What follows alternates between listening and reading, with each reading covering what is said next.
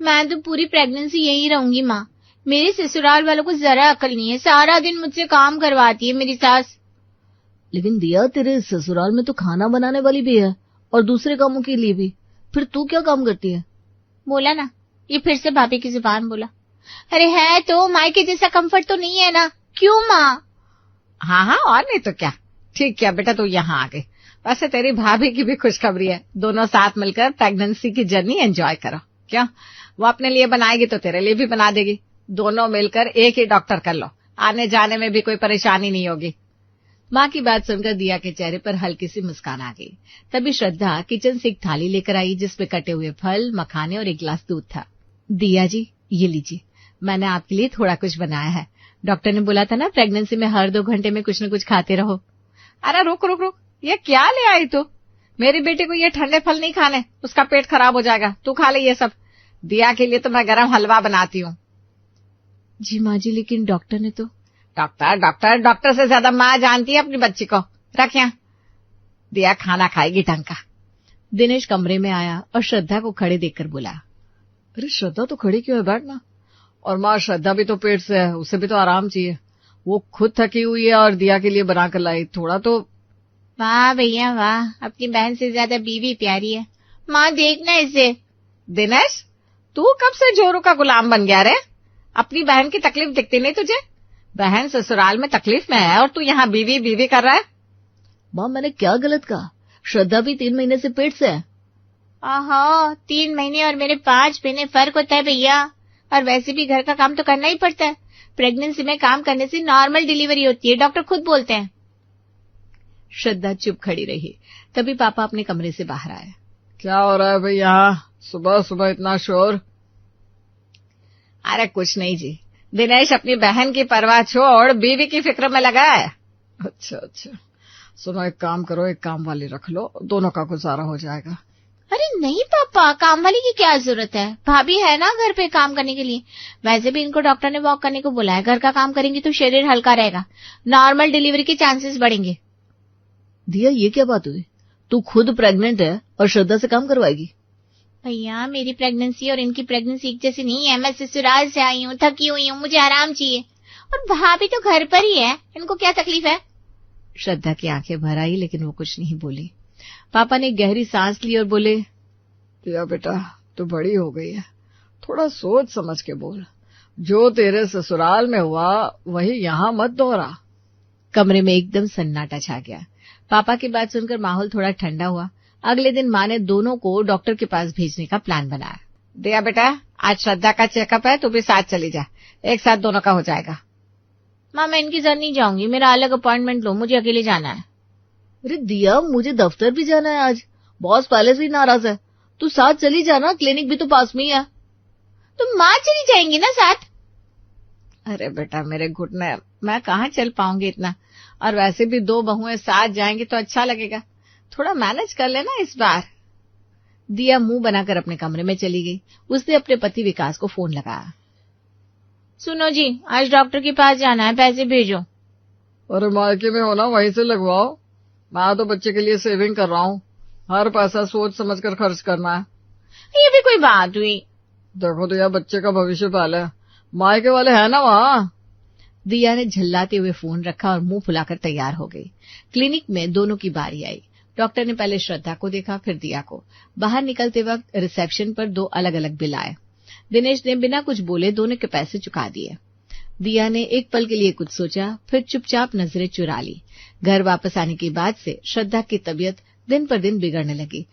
सुबह उठते ही उसे चक्कर आते, किचन में घुसते ही रोटी की गंध से जी मिचलाने लगता। कभी कभी तो वो बेसिन पर ही खड़ी रह जाती। एक दिन सुबह श्रद्धा किचन में खड़ी थी कि तवे पर रोटी की खुशबू आई और उसका माथा घूम गया।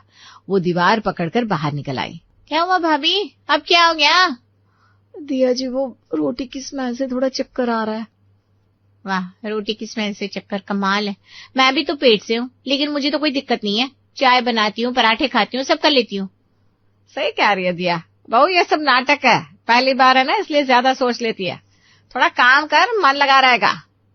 श्रद्धा कुछ नहीं बोली और कमरे में आकर लेट गई। थोड़ी देर में उसे अचानक खट्टे आम की तलब हुई। उसने दिनेश को मैसेज किया। दिनेश दफ्तर से लौटते हुए आम लेकर आया। श्रद्धा ने राहत की सांस ली। भैया ये भी खूब है, बीवी ने बोला और तो दौड़ा दौड़ा चिल्लाया। मुझे भी तो कुछ मन करता है, मेरा तो कोई नहीं पूछता। दिनेश पहले बहन का पूछ, बहू का नाटक बाद में। रात को खाने के वक्त श्रद्धा से रोटी नहीं बन पाई, वो बीच में ही उठकर वॉशरूम भाग गई।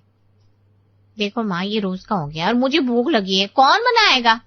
सही है, बहू नाटकबाजी करेगी और घर भूखा रहेगा। माँ, श्रद्धा को सच में उल्टी आ रही है, ये नाटक नहीं है। भैया मैं भी तो पेट से हूँ, मुझे देखो, मैं तो सब झेल रही हूँ। ये तो बस घर का काम बचाने के लिए बीमार बनती है। वॉशरूम से निकली श्रद्धा ने दरवाजे के पास खड़े होकर ये सब सुना। उसकी आंखें छलछलाई, लेकिन वो चुपचाप किचन में वापस चली गई और कांपते हाथों से रोटी बेलने लगी। घर में रोज का यही हाल था। माँ सुबह उठते ही दिया के कमरे में जाती। बेटा, रात को नींद आई? कुछ खाना है? बता बेटा, मैं बना देती हूँ। माँ थोड़ा आम का अचार और पराठा बना दो, और हाँ ठंडा दूध भी। माँ दौड़ी दौड़ी किचन में चली जाती। उधर श्रद्धा को चक्कर आ रहे होते हैं, लेकिन किसी को फर्क नहीं पड़ता।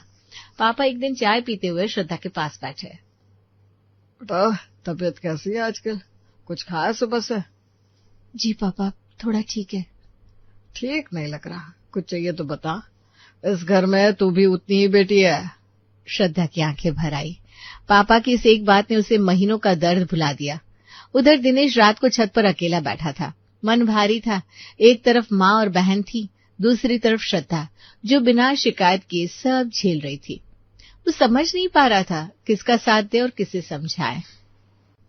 अगले हफ्ते दोनों की फिर से डॉक्टर के पास जाने की बारी थी। इस बार दिनेश छोड़ने गया और बाहर इंतजार करने लगा। डॉक्टर के कमरे में दोनों की रिपोर्ट आई। डॉक्टर ने पहले श्रद्धा की रिपोर्ट देखी। श्रद्धा जी, सब नॉर्मल है, बच्चा बिल्कुल ठीक है, बस आराम करो और खाना ठीक से खाओ। फिर डॉक्टर ने दिया की रिपोर्ट उठाई। चेहरे पर एक अजीब सा भाव आया। दिया जी, ये रिपोर्ट देखकर मुझे आपसे अलग से बात करनी थी। श्रद्धा जी, आप प्लीज बाहर। श्रद्धा उठने लगी तो दिया ने हाथ पकड़ लिया। नहीं, भाभी रहेगी, इन पर मुझे भरोसा है। डॉक्टर ने धीरे से कहा। दिया जी, आप प्रेग्नेंट नहीं है, रिपोर्ट नेगेटिव है। कमरे में सन्नाटा छा गया। दिया का चेहरा सफेद पड़ गया। फिर अचानक उसकी आंखों से आंसू बहने लगे। भाभी, ससुराल में पता चलेगा तो वो लोग ताने देंगे, और माँ को भी, और पहले से बीमार है, प्लीज भाभी कुछ करो। श्रद्धा उसे रोते देख नरम पड़ गई। उसने एक पल सोचा, दिया की हालत देखी और एक बड़ा फैसला कर लिया। क्लिनिक से बाहर निकलते वक्त श्रद्धा ने दोनों रिपोर्टें बदल दी। अब कागज पर दिया प्रेग्नेंट थी और श्रद्धा नहीं। गाड़ी में बैठते हुए दिनेश ने पूछा, सब ठीक है ना? दोनों ने एक साथ कहा, हाँ सब ठीक है। हाँ सब ठीक है। लेकिन श्रद्धा जानती थी ये झूठ कब तक चलेगा। घर आते ही श्रद्धा ने रिपोर्ट अपने बैग में छुपा ली, लेकिन जो होना था वो होकर रहा। उस दिन श्रद्धा नहाने गई थी। माँ कमरे में कुछ ढूंढ रही थी कि बैग से एक कागज नीचे गिर गया। माँ ने उठाया, पढ़ा और एक पल के लिए जैसे वो जम गई।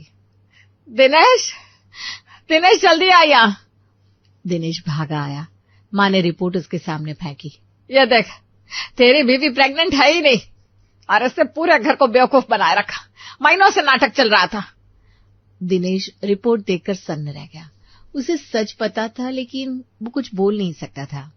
पापा भी आ गए। रिपोर्ट देखकर उनका चेहरा सख्त हो गया। श्रद्धा बेटा, सच सच बताओ, ये क्या है?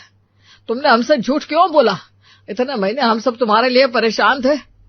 श्रद्धा की आंखें भर आई। वो दिया की तरफ देखने लगी, लेकिन दिया वहां चुप खड़ी थी। एक शब्द नहीं बोला उसने। पापा, वो मैं। चुप, अब क्या सफाई देगी? झूठी कहीं की, पूरे घर को बेवकूफ बनाती रही, और हम इसके लिए डॉक्टर के चक्कर लगाते रहे, पैसे बर्बाद करते रहे।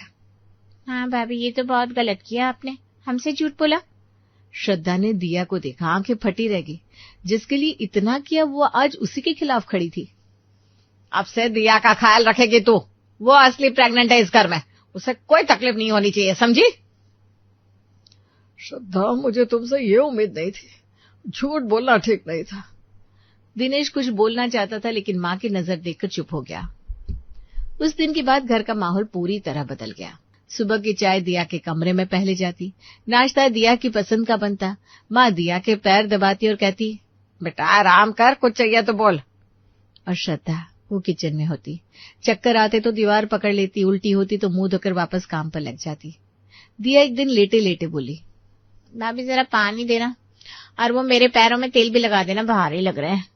श्रद्धा चुपचाप तेल लेकर आई। माँ बाहर से देखकर मुस्कुराई। अब हुई ना बात? उस दिन सुबह से ही श्रद्धा का सिर भारी था। रात को ठीक से खाना नहीं खाया था। दिया के लिए अलग बनाते बनाते खुद के लिए कुछ बचा ही नहीं था। किचन में बर्तन साफ करते करते अचानक उसकी आंखों के सामने अंधेरा छा गया। हाथ से बर्तन छूटा और वो धड़ाम से फर्श पर गिर पड़ी। दिनेश बाथरूम से निकला तो आवाज सुनकर भागा। श्रद्धा फर्श पर पड़ी थी, चेहरा पीला। श्रद्धा, श्रद्धा उठो, क्या हुआ? माँ बाहर से आई। अरे क्या गिरा? बहू गिर गई? नाटक होगा फिर से कोई। दिनेश ने माँ की बात अनसुनी करी और श्रद्धा को गोद में उठाया, सीधे गाड़ी में बिठाया और क्लिनिक की तरफ चल दिया। डॉक्टर ने जांच की, ब्लड टेस्ट हुआ। उसके बाद डॉक्टर ने दिनेश को बुलाया। मिस्टर दिनेश, आपकी वाइफ प्रेग्नेंट है, करीब 4 महीने, और इन्होंने खाना भी ठीक से नहीं खाया। कमजोरी की वजह से गिर गई। इन्हें अभी पूरे आराम की जरूरत है। दिनेश के पैरों तले जमीन खिसक गई। गाड़ी में बैठकर उसने श्रद्धा का हाथ थामा। श्रद्धा, सच बताओ, ये रिपोर्ट, दिया की रिपोर्ट, वो सब क्या था? श्रद्धा की आंखें भर आई। उसने सब बता दिया। दिया का रोना, उसका ससुराल का डर, रिपोर्ट बदलना, सब कुछ। दिनेश की आंखें लाल हो गई, लेकिन वो चुप रहा। लंबी सांस ली। श्रद्धा, मैं तुम्हारे लिए कुछ नहीं कर पाया। माँ के सामने कुछ नहीं बोला, माफ कर दो मुझे। श्रद्धा ने उसका हाथ दबाया। माफी मत मांगो, बस एक काम करो, दिया को अकेले मत छोड़ो इस वक्त। वो गलत है, लेकिन है तो तुम्हारी बहन। उसे सही रास्ता दिखाओ, ससुराल भेजो, वहां उसके पति को समझाओ। वो सच में अकेली है, इसलिए तो यहाँ आई है। दिनेश ने श्रद्धा को देखा। इतना सब होने के बाद भी वो दिया की परवाह कर रही थी। घर वापस आकर दिनेश ने कुछ नहीं बोला, माँ से नहीं, दिया से नहीं, लेकिन अब वो सब देख रहा था। अरे आ गए? क्या बोला डॉक्टर ने? नाटक था ना? सब ठीक है माँ। लेकिन अगले दिन जब दिया ने श्रद्धा को आवाज लगाई, भाभी जरा पैर दबा दो और ठंडा पानी पिलाना। दिनेश बीच में आ गया। श्रद्धा को आराम करने तो दिया। क्यों भैया, ये तो। बस। उस एक शब्द में इतना कुछ था कि दिया चुप हो गई। माँ ने दिनेश को घूरा, लेकिन दिनेश ने नजरें नहीं चुराई। श्रद्धा ने कमरे से देखा और पहली बार महीनों बाद उसके होठों पर हल्की सी मुस्कान आई। शनिवार की सुबह थी जब दरवाजे पर घंटी बजी। दिनेश ने दरवाजा खोला तो सामने दिया के ससुराल वाले खड़े थे। सास रमा देवी, ससुर और पति अजय। माँ का चेहरा खिल गया। अरे आइए आइए, बहुत अच्छा किया आप लोग आए। बैठे बैठे। श्रद्धा, चाय ला जल्दी। श्रद्धा किचन में चली गई। दिया अंदर कमरे में थी। जैसे ही उसने आवाजें सुनी, उसका दिल धक से रह गया। बाहर बैठक में रमा देवी ने आते ही बड़े प्यार से कहा, भाभी जी, हम तो दिया को देखने आए हैं। बहू है हमारी, परवाह तो रहती है ना? हाँ जी, बिल्कुल बिल्कुल।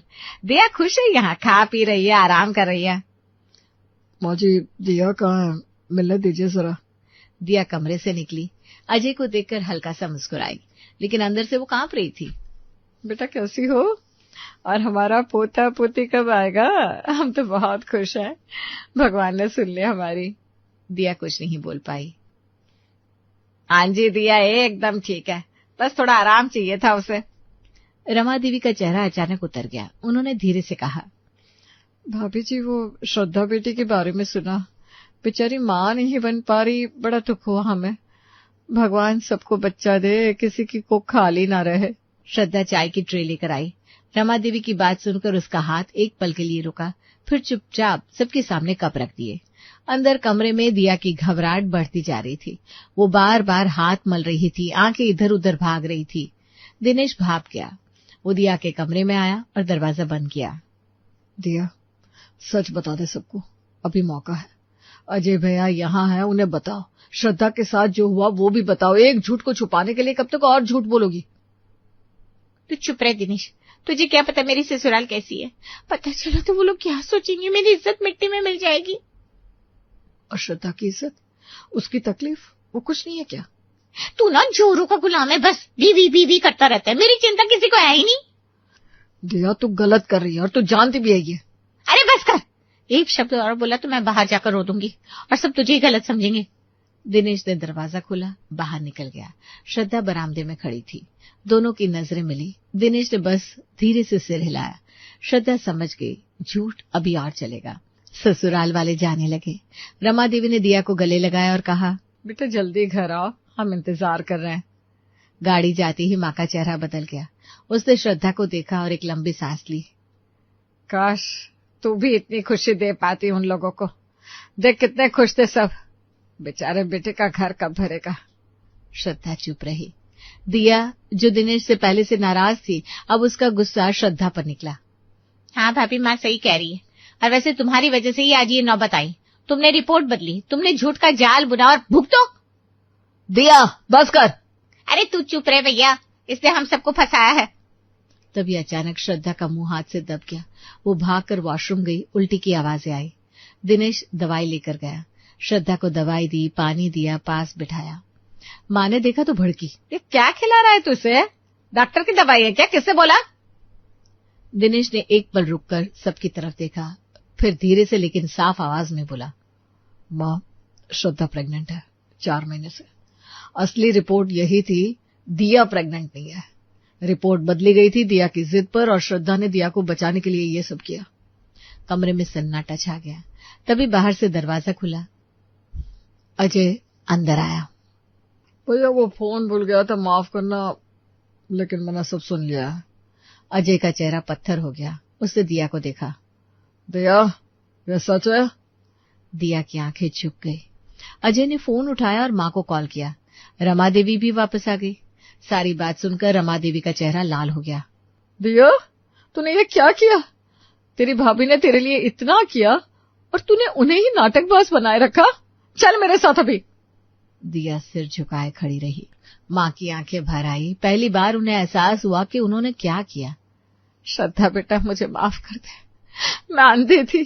अपने बेटे के मोह में तुझे देखना ही बंद हो गया था। पापा आगे आए। श्रद्धा के सिर पर हाथ रखा। बेटा, तुमने हमारे लिए इतना सहा और हमने तुम्हें क्या दिया? सिर्फ तकलीफ। दिनेश ने श्रद्धा का हाथ थाम लिया। श्रद्धा की आंखों में आंसू थे, लेकिन होठों पर मुस्कान थी। माँ जी, जो हुआ वो भूल जाओ। बस आने वाले को खुशी से आने दो। इस घर में एक नई किलकारी गूंजेगी, यही काफी है। रमा देवी दिया को लेकर चली गई। घर में अजीब सी शांति थी, लेकिन इस बार ये शांति खालीपन की नहीं थी, एक नई शुरुआत की थी।